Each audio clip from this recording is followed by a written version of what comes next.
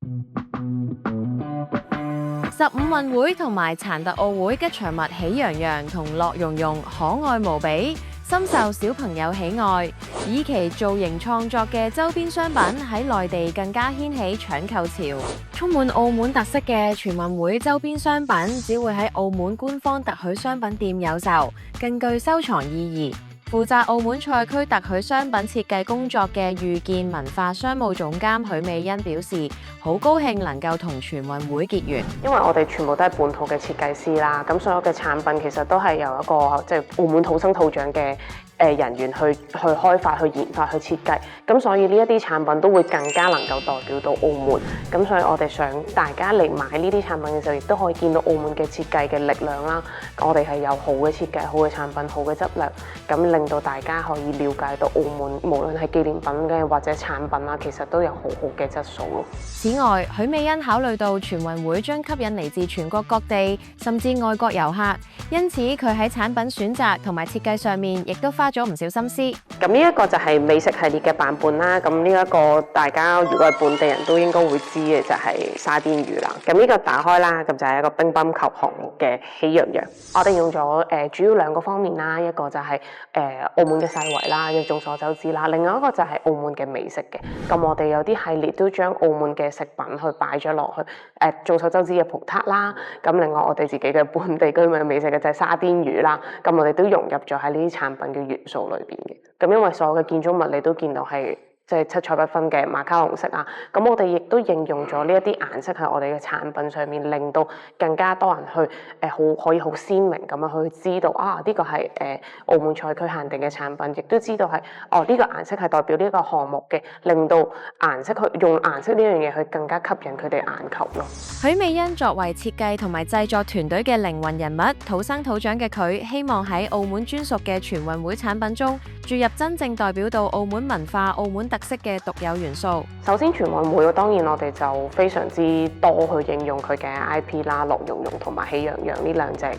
IP 啦。咁佢哋有好多唔同嘅賽事嘅運動嘅動作啦。咁我哋就將佢穿插喺我哋澳門嘅世遺裏邊，即係有好多產品我哋都係將佢去交叉融合啦。可能係一啲世遺面前去做一啲打波啊，或者係對抗啊、對戰嘅一啲動作，咁令到佢唔會話純粹我就係產品還產品，可能係 IP 還 IP 就純粹吸個圖上去咁樣，令到佢都係融入喺翻我哋嘅設計嘅畫面上面咯。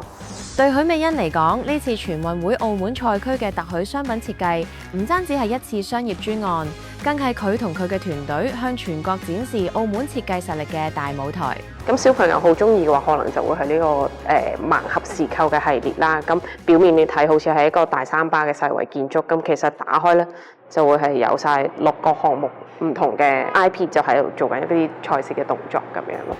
通過將澳門嘅世遺建築、美食文化與全運精神巧妙融合，佢哋創造出咗一系列嘅有地域特色又具實用價值嘅產品。充電寶我哋都有做咗一套兩款啦，就係用翻2個 IP 嘅形象啦，樂融融同埋喜洋洋嘅，全部都有3C 認證嘅。咁就係上飛機又得啦，搭高鐵都得。咁呢個都可以符合一個安全嘅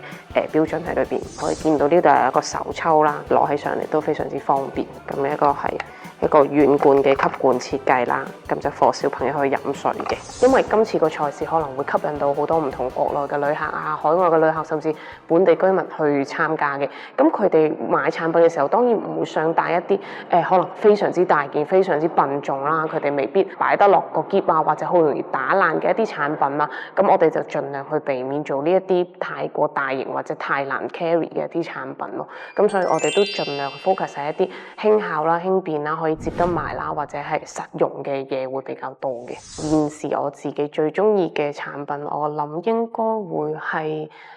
嗰套小酒杯咯。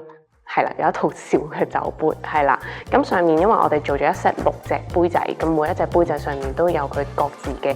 世遺圖案，同埋配合我哋6個賽事項目嘅一個 IP 喺上面啦。咁我覺得一 set 6個嘅酒杯套裝其實都係好值得去收藏，因為始終有人哋睇澳門同埋我哋自己澳門人睇澳門其實係兩樣嘢。如果想更加多人去了解到澳門呢個地方，我覺得應該俾更加多本地嘅設計師去做呢個發揮咯。